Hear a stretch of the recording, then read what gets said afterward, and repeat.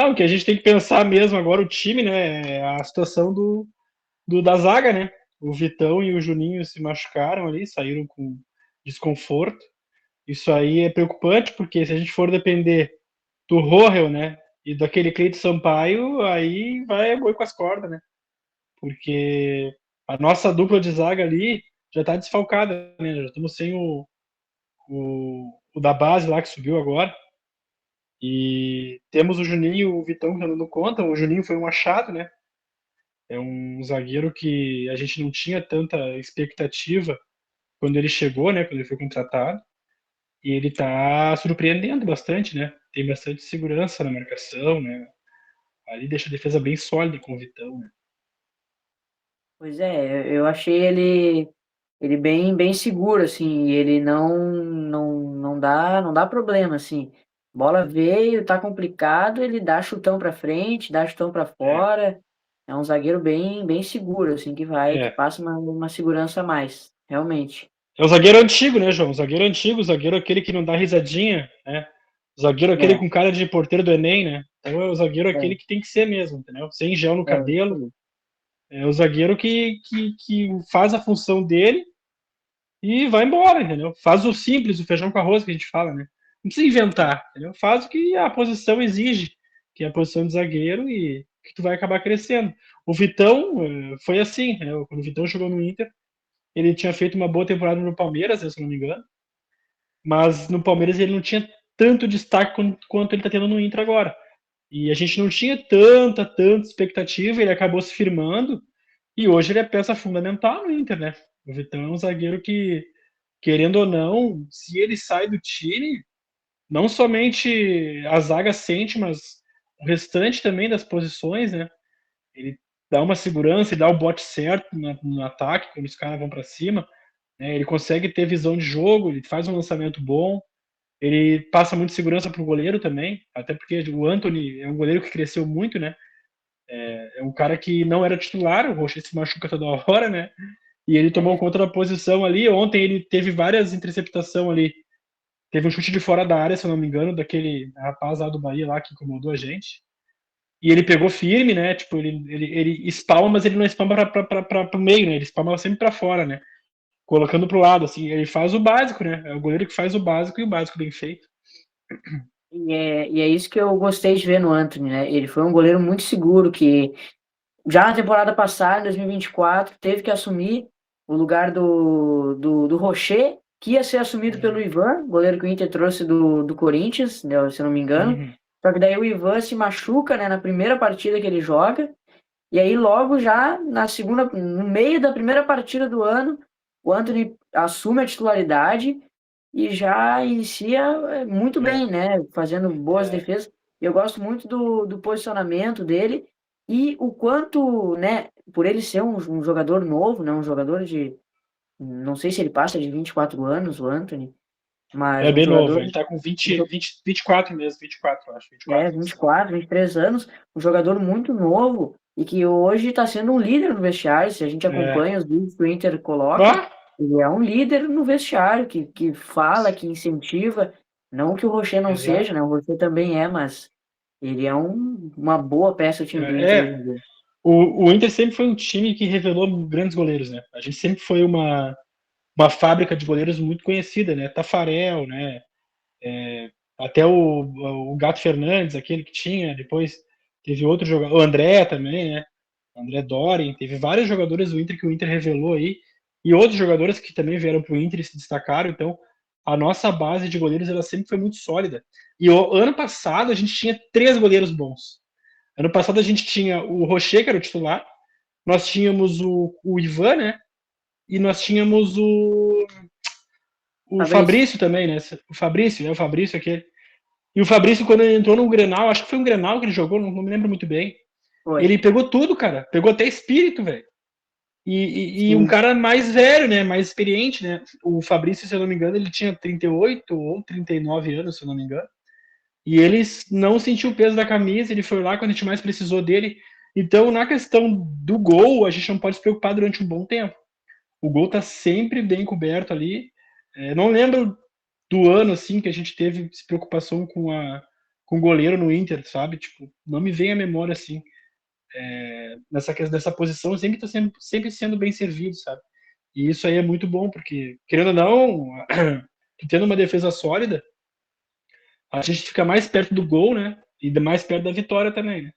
Aí facilita bastante, né? Não ficar precisando pensar em goleiro, né?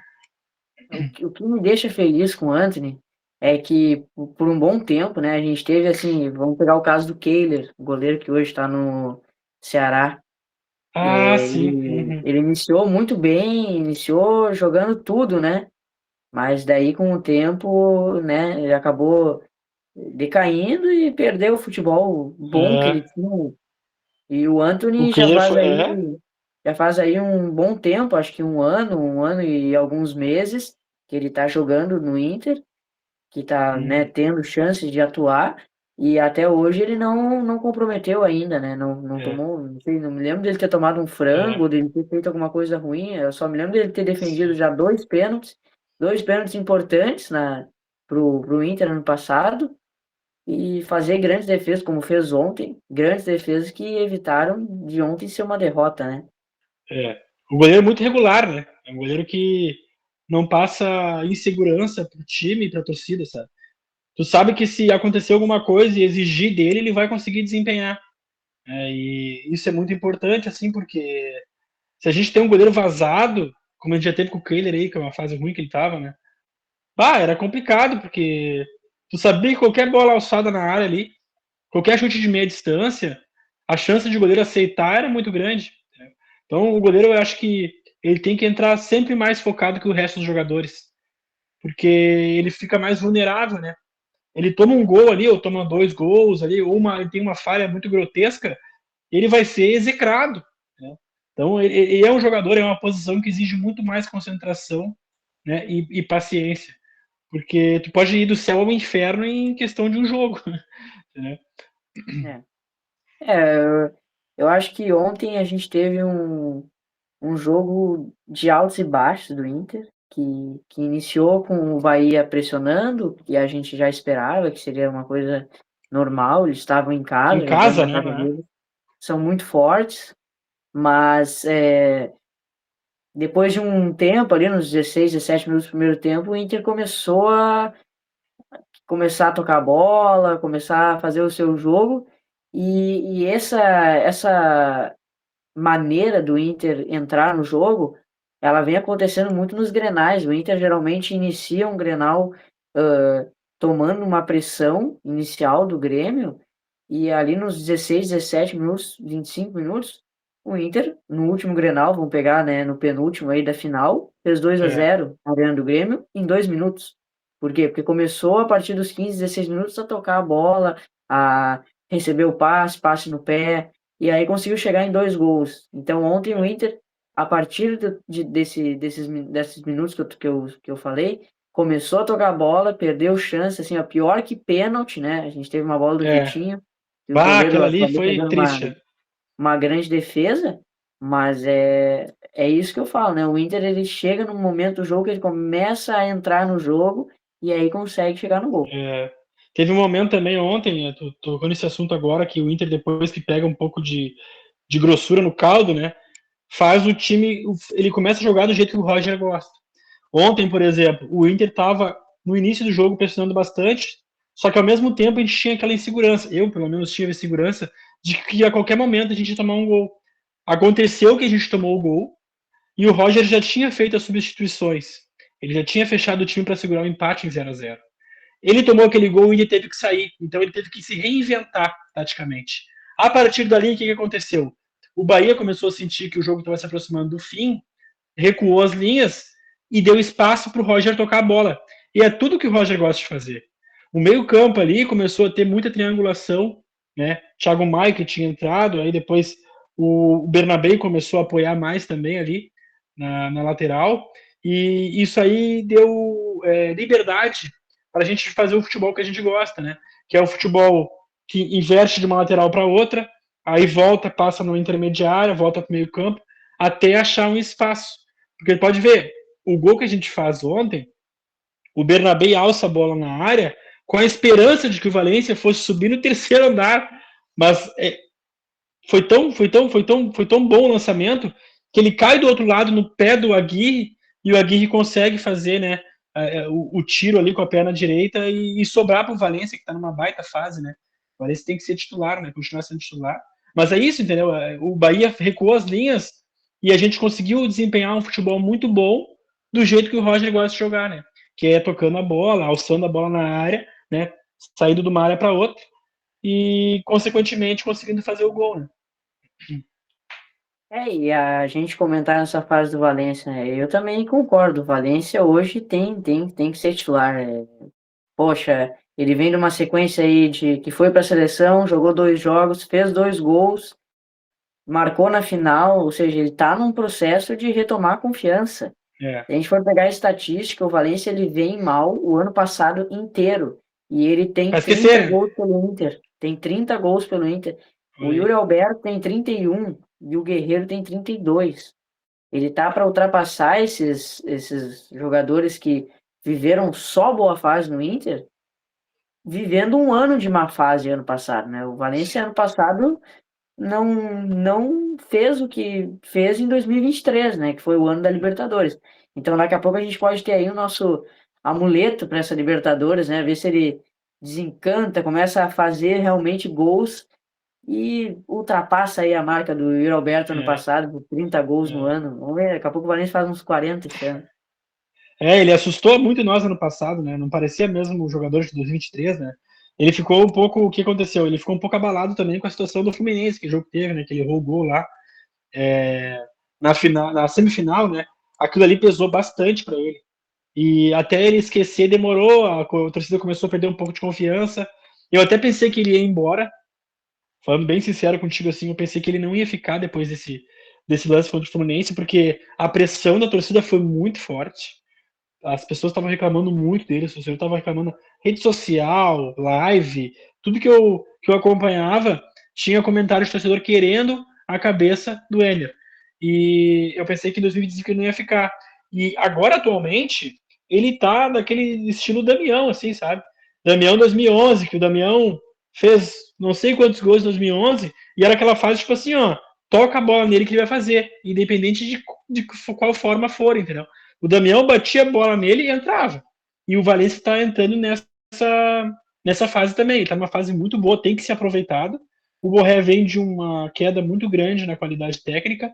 Ontem, por exemplo, acho que umas 2 ou 3 vezes, ele tirou a torcida do sério, não só a torcida, mas a gente também, né? Eu estava acompanhando o jogo, matou vários ataques do Inter, porque era um jogo para contra-ataque, né? Era um jogo para velocidade.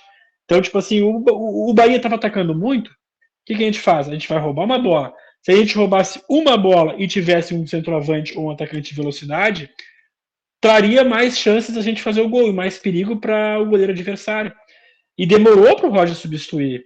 O Roger podia ter substituído o Borré já no intervalo, entendeu? Ele colocou o Valência depois que já tinha passado um bom tempo do segundo tempo.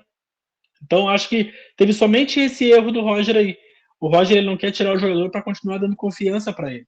Mas se o jogador tá errando tudo na partida, ele vai ficar mais desconfiante do que confiante. E foi o que aconteceu com o Borrell. Se ele continuasse ficando no time, no jogo, né, em si, a desconfiança dele ia acabar aumentando. E a gente, com certeza, a gente não ia conseguir ter empatado a partida.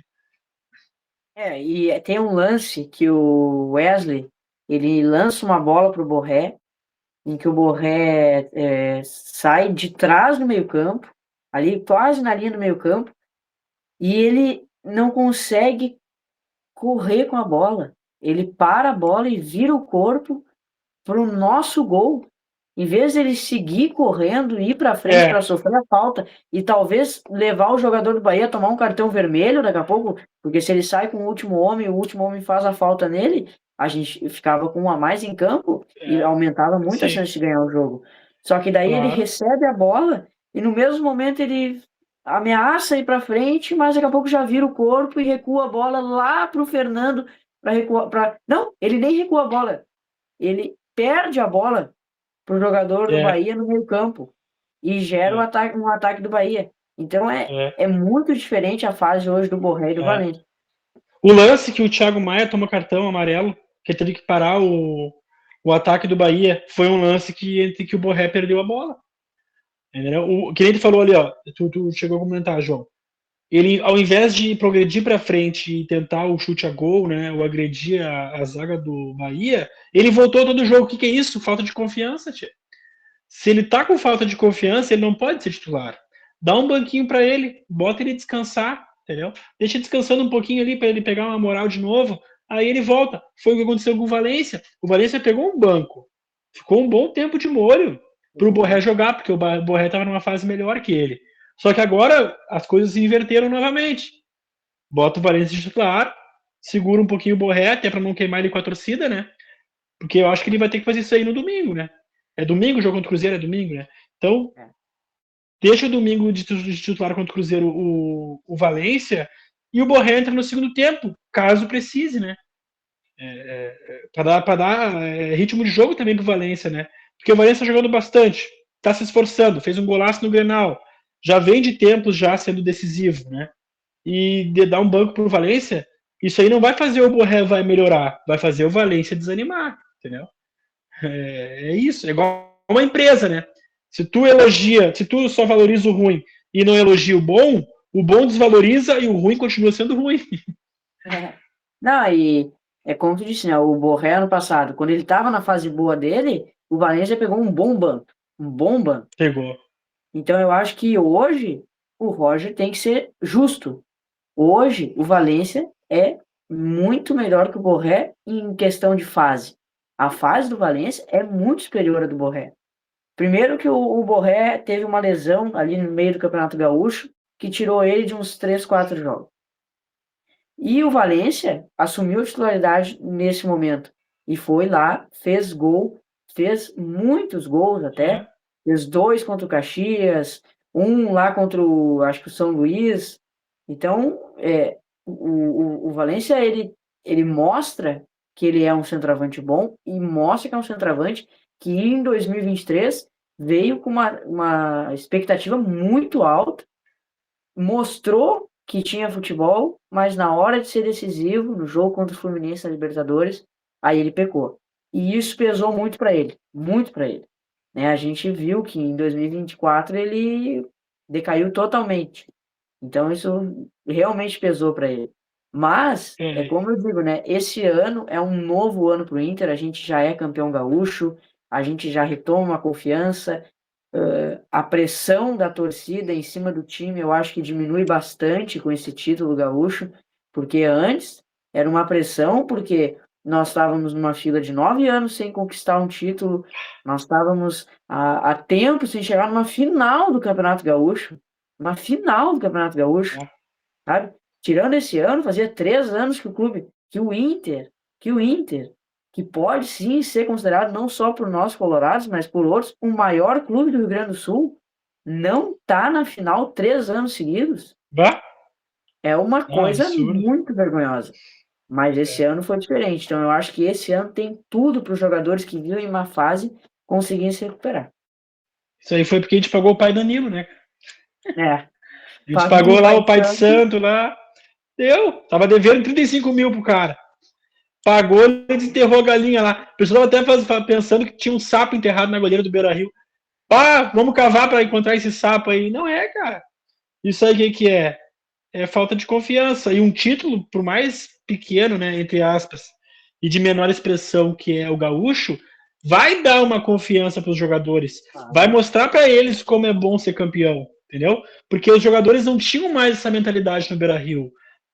De tipo assim, como é bom levantar uma taça aqui, como é bom ter o carinho da torcida, como é bom vibrar. Faziam 9 anos que eles não sentiam isso. Entrava elenco, saía jogador, voltava jogador, repatriava jogador antigo que tinha jogado no Inter, e ninguém conseguia ser campeão, cara. Não conseguiu ganhar, não conseguiu de jeito nenhum. E isso aí acaba minando, porque tu começa a se acostumar com o vice. Tu começa a se acostumar com a derrota, entendeu? A partir do momento que tu começa a se acostumar com a derrota, tu não ganha mais nada. Mas depois que tu começa a retomar o caminho dos títulos, tu começa a adquirir uma confiança maior, tu começa a querer ganhar mais, tu começa a ter uma ambição também, né, ao mesmo tempo maior que tu tinha antes, e tu começa a ficar mais confortável em fazer o teu futebol, né? em saber que se tu desempenhar um bom trabalho, tu vai ser recompensado, porque é aquela coisa, futebol é resultado. Não interessa que, tipo assim, joguei muita bola, que nem eu tava vendo os comentários do pessoal do Bahia ontem, porque o Inter tomou um laço, porque o Inter se defendeu, porque o Inter foi amassado. Tá, mas quem tirou 2 pontos de vocês foram nós. Né? Vocês, futebol sempre vai ser resultado. Independente de tudo, vai ser resultado. Pode jogar bem pra caramba. Pode ser um time assim, que dribla meio mundo. Mas se tu não ganhar de 1-0, um gol que for, vai ser empate. Tu vai se igualar ao oponente que te enfrentou. Para mim, futebol é duas coisas, né? Resultado e fase. Fase e jogador. Por exemplo, no final do ano passado, naquela arrancada do Inter no Campeonato Brasileiro, a gente tinha o Thiago Maia arrebentando no meio-campo, como titular absoluto. Mas aí agora, nesse início de ano, a gente tem essa negociação com o Santos, que atrapalhou muito o jogo dele, né? Mas antes mesmo dele começar a negociar com o Santos, ele já não vinha bem. E hoje o Bruno Henrique joga um pouco melhor, né? Não vou dizer muito, porque eu também não sou o maior fã do futebol do Bruno Henrique, mas é um líder, é um bom jogador. Então eu acho que é tudo fase. Thiago Maia hoje é reserva, é banco, mas se ele entra daqui a pouco em 2, 3, 4 jogos e começa a ganhar a titularidade do Bruno Henrique, o Bruno Henrique é banco. A gente tem que focar na fase dos jogadores do nosso time. E não em ficar insistindo em jogador por causa de nome. Se no próximo jogo contra o Cruzeiro, o Roger colocar o Luca, nosso centroavante reserva, por 20 minutos, ele fizer 4 gols em 20 minutos, e no próximo jogo ele entrar, fizer 2 gols, no próximo jogo ele entrar, fizer 3, não interessa se é o Borré, se é o Valência, quem tem que entrar para mim é quem tá melhor. E hoje quem é melhor é o Bruno Henrique, é o Vitor Gabriel, que nós não vamos poder nessa zaga. Mas o mercado voltou. Pum, bota o mercado. Calma, né? O mercado voltou, mas ele voltou de lesão. O Vitor Gabriel, claro, tá lesionado agora, mas é por muito menos tempo, né? Daqui a pouco já deve estar voltando. Então, calma, é tudo faz o nosso time. Entende? O Antony e o Ivan, tem esses dois goleiros. O Ivan fez meia partida pelo Inter, 30 minutos. Mas não tem como a gente colocar o Ivan por causa do nome dele, né? O Ivan, que jogou no Corinthians, jogou no Vasco. Porque hoje o Antony é superior, é hoje para mim o nosso goleiro titular. Até melhor que o história, ele tá vai jogar quem tá melhor, né, João? Vai jogar quem tá melhor. Quem tá melhor. Hoje, quem é melhor? O Wesley ou o Carboneiro? O Carboneiro. Hoje é o Carboneiro. Ano passado o Wesley foi o nosso artilheiro. Arrebentou. Mas hoje o Carboneiro tá melhor. Então, para mim, contra o Cruzeiro, ele tem que vir com o Carboneiro e com o Valência titular. Porque esses dois, nesse momento, talvez lá, quando nós tivermos umas quartas de final, semifinal de Libertadores, nós mudamos de opinião. Daqui a pouco o Borré lá tá arrebentando, fazendo um gol pro jogo, e daí ele botar o Valência titular vai ser, né? Vai ser errado. Até porque, João, aí o jogador que não tá jogando bem, por exemplo, que nem o Borré tá numa fase ruim, ele vai se acomodar. Ele vai pensar assim, eu posso jogar bem ou mal, eu vou estar na titularidade. Exatamente. Eu posso jogar bem ou mal, eu tô na titularidade. Um cara que a gente pode pegar de exemplo, o Vitão. O Vitão, ele é titular absoluto, mas é por causa que joga muita bola. Não é por causa do nome dele. Eu garanto que o dia que ele começar a pecar, começar a fazer pênalti, começar a fazer falta boba, o Roger, eu tenho um pouco de dúvida, mas eu acho que vai tirar ele e colocar Mercado e Vitor Gabriel. Então, a fase ruim, a fase ruim que acontece? A fase ruim de um jogador, ela gera rotatividade. Rotatividade para encontrar uma solução para aquele setor do time. Então, quem tu mencionou o Vitão, se um dia o Vitão errar, falhar ou tiver uma fase ruim, o que vai acontecer? O Inter vai começar a procurar soluções para aquele lado ali. Entendeu? Então vai começar a gerar uma rotatividade de jogadores até encontrar alguém que seja regular. E a gente deu muita sorte, mas muita sorte, foi com a lesão do Mercado. Cara, foi ruim, o Mercado é um grande jogador, né? O cabeça de souvenir. Só que, tipo assim, botou o Vitor Gabriel, ele deu resposta e de forma rápida. Primeiro jogo ele já fez um gol. E para a gente começar a finalizar aqui, a gente pega de lance dessa rotatividade a seleção brasileira, que hoje, para mim, tem que rotar esse elenco. Gente, quem é o centroavante da seleção brasileira hoje? A seleção brasileira sempre teve um camisa 9, Ronaldo Fenômeno, grandes nomes aí. Adriano. Tá? Adriano Imperador, nomes gigantes do futebol brasileiro. Mas hoje, quem é o 9 da seleção? Não tem. Não tem. Hoje, quem é o 10 da seleção? Não tem. Camisa que já foi do Zico, do Pelé. Mas hoje nós não temos. Não temos. Quem é o ponta da seleção? Romário e tal. Nós não temos hoje. Não tem. Não tem um para mim na seleção que seja titular absoluto. E ano que vem a gente tem Copa, então a gente tem tudo para que seja o pior desempenho, claro que eu não desejo isso, mas que seja o pior desempenho na história do Brasil em Copas do Mundo. Imagina que vergonha ser eliminado numa fase de grupos, porque o futebol que está jogando agora é o que pode acontecer. Né? Pega uma seleção mais forte aí, porque qualquer seleção na Europa joga um futebol relativamente bom hoje em dia. Não digo ótimo, mas joga um futebol relativamente bem treinado. Melhor que o Paraguai. Né? Melhor que o Paraguai, que o Brasil conseguiu empatar. Gente, hoje, se tu me pergunta assim, tu acha que o Brasil ganha da Bolívia? Eu não te digo que o Brasil ganha da Bolívia. Eu fico com o pé atrás. Eu fico com o pé atrás. Coisa que há uns 10 anos atrás, 15 anos atrás, Bolívia é como colocar o Palmeiras para jogar com, sei lá, o Ibis lá, se diz o pior time do mundo. O time do Tabajara lá, que tem a vaca lá, era a mesma coisa? Né? Mas hoje não, hoje a gente vê aí, tu acha que o Brasil ganha da Tchecoslováquia? Não sei, cara, eu vou ter que ver os primeiros 20 minutos do jogo para te dizer isso. Porque eu não tenho certeza, porque o Brasil não tem um grupo fechado. Um grupo fechado, o Brasil não tem. Toda a convocação é uma convocação diferente, é um jogador diferente. Eu tava olhando, o Léo Ortiz estava na seleção brasileira. O Léo Ortiz não serviu para nós aqui, cara. O Inter meio que mandou ele embora, porque não serviu para o Inter. Tudo bem que ano passado, no tempo que jogou no Flamengo, foi bem, mas o Léo Ortiz está como titular da seleção brasileira. Como vários outros ali que não tem nem condição de estar ali, cara. Tem jogador que não sei de onde é que veio. Aquele Murilo. Cara, tudo bem que eu acho que zagueiro tem que ter um porte físico grande, mas o cara não conseguia se mexer em campo. Parece engolir uma espada, né? Tava perdido. Então não tem. O Rafinha, eu gosto muito do Rafinha.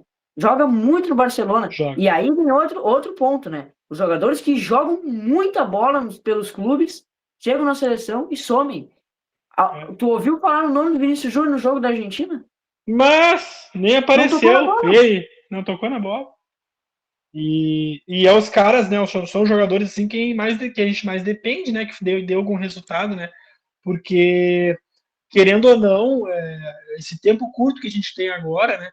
A gente não sabe quem vai ser o técnico da seleção ainda. A gente está em abril de 2025, então faltando praticamente um ano para o Mundial do ano que vem. Eu acho que é muito em cima do laço, né? Tá bem desorganizada. A seleção brasileira, ela tá me lembrando muito o Inter de 2016, sabe? Desorganização total. Ninguém se firma. São jogadores que a gente não conhece direito, que não tem nenhum tipo de renome, não tem história, né? Não tem nada, né? Às vezes o refúgio que eles acham ali, que acha que é bom, vamos levar para a seleção.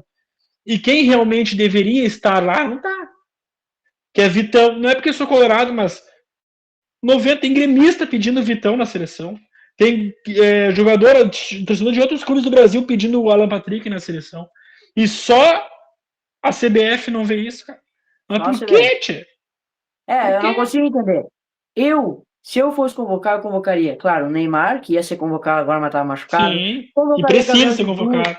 Convocaria Gabriel Jesus. E assim, ó, eu faria um teste, já que a gente tá na M, né? Vamos fazer um teste. Vamos colocar lá o Roberto Firmino. Vamos colocar o Felipe Coutinho. Vamos colocar. Não estou dizendo que os caras estão em boa fase. Não estou falando que eles estão em boa fase. Eles estão em má fase. Mas daqui a pouco, se tu colocar caras que conquistaram Copa América, que jogaram e sabem o que é vestir uma camisa da seleção, sabem o peso que é, e isso eu falo pro treinador também. Trazer Ancelotti, eu não sei, eu fico um pé atrás. Porque tem que trazer alguém que saiba o peso que é vestir uma camisa da seleção brasileira. Da maior seleção do mundo. Nós estamos falando da maior seleção do mundo. Não é uma brincadeira, alguma coisa. Não, é a maior seleção do mundo. A maior campeã mundial é a seleção brasileira. Então, tem que trazer jogador bom. Tem que trazer jogador e técnico bom. Agora tocou num ponto bom, porque, por exemplo, assim, eu tô falando do Coutinho. O Coutinho, em 2018, foi um dos melhores jogadores da seleção. Naquela Copa do Mundo, ele jogou muita bola. A Copa da Rússia, eu acho que foi. Jogou demais. Fez gol de fora da área, deu assistência, sabe? Aquela seleção era do Tite também, né? E, querendo ou não, ele foi campeão da Copa América também, campeão das Copa das Confederações. Então, tipo, são jogadores que têm uma bagagem, né? O Firmino também, um jogador que tem uma bagagem na Europa, jogou muito bem na seleção quando ele foi convocado e ao mesmo tempo jogou muito bem no Liverpool, né? Então é um jogador que tem uma grande contribuição para a seleção, por mais que não esteja numa fase excelente, né? Mas entre esses jogadores que já jogaram na seleção e deram resposta, e esses aí agora que estão sendo convocados estão, entre aspas, em uma boa fase, eu fico com os que já deram resposta. Entendeu? Porque tu vai ter o quê? Tu vai ter também, vai agregar experiência e maturidade. Porque o que falta na seleção também é muito disso aí. Não tem um Dida, né? Não tem um Cafu, né? Não tem um Lúcio, entendeu? Que são jogadores que naquela época que jogaram pela seleção, né? Porque eu comecei a acompanhar o futebol mesmo em 2002. Eu sou de 95, em 2002 comecei a acompanhar futebol, que tinha 6, 7 anos, né? E eu via aquela seleção jogar e ela mesclava a juventude com a maturidade. Quem é o jogador da seleção hoje em dia que fala assim, ó, bah, esse cara aí é tipo o Marcos da vida, é tipo o Lúcio? Não tem, cara. Ah, é o Léo Ortiz? Pelo amor de Deus, né, cara? É o Léo Ortiz, o nosso Cafu, o nosso Ronaldo Fenômeno. O nosso Rock Júnior. Que tem que ter um cara experiente ali. Não tem nenhum cara experiente. E aí tu vai ver o vestiário o quê? É um camarim, né? Parece que estão indo pro São Paulo Fashion Week. Não, cara. Tem que ter um jogador com cara de porteiro do Enem, que é sempre um zagueiro que não dá risada pra câmera. Entendeu? Um jogador mais velho, sabe? Que nem eu digo pra ti, ó. Um jogador que caía com uma luva na seleção. Eu posso ser taxado de tudo que é coisa agora. Podem me xingar, tudo. Fernando, volante do Inter. O Fernando tem a cara da seleção brasileira. O Fernando me lembra muito, sabe quem? Jogando o Emerson. O Emerson que foi revelado pelo Grêmio. É um baita jogador. Claro, ele está em idade muito mais avançada. Vai fazer 39 já. Não tem mais idade olímpica, nada disso. Mas, analisando os jogadores que a gente tem hoje, no Brasil, no futebol brasileiro, que falta muito na convocação da seleção, um cara mais velho para agregar experiência, né, e bagagem, o Fernando seria excelente. O Fernando, pá, ele tem cara de jogador da seleção. Bom, então acho que nós vamos ficando por aqui, que se a gente ficar nos enrolando, a gente vai fazer 2 horas de vídeo, porque a gente gosta de falar de futebol, né? Então, vamos finalizar por aqui. Peço aí para vocês se inscreverem aí no nosso canal da Rádio Frequência Colorada, deixar seu like e compartilhar a nossa página para a gente estar crescendo e seguir em busca dos nossos objetivos.